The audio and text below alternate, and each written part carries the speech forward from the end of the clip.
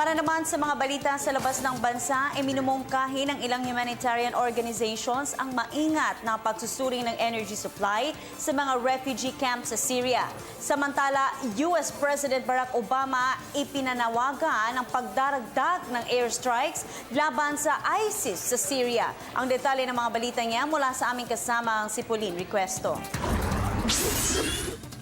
Ipinapanawagan ng grupong Moving Energy, isang kolaborasyon ng mga humanitarian organizations, ang maingat na pagsusuri sa energy supply sa mga refugee camps sa Syria. Sa tala kasi ng United Nations, mahigit 59 na milyong katao ang napipilitang umalis mula sa mga refugee camps dahil sa kakulangan ng mga resources. Walang kuryente ang 70% ng mga refugee, habang 80% ng mga ito ay gumagamit ng panggatong upang makapagluto. Kaya naman ani ng grupo, sakaling mabigyan ng mas efficient na gas stoves at solar lanterns, makakatipid ng mahigit $300 milyong kada taon ang gastos ng bawat refugee camp para sa kuryente. Dagdag pa ng grupo, ang paggamit ng green technology ay makakatulong para mailigtas ang mga buhay at mapabuti ang living standards para sa mga refugees.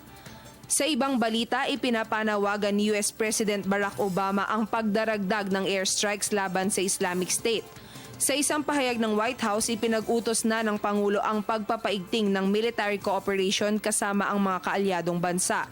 Una nang nakipagpulong si Obama kay French President François Hollande para ipakita ang pakikiramay sa naganap na pag-atake sa Paris.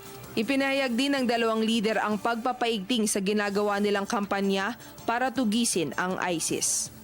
Para sa Telebisyon ng Bayan, Pauline Requesto.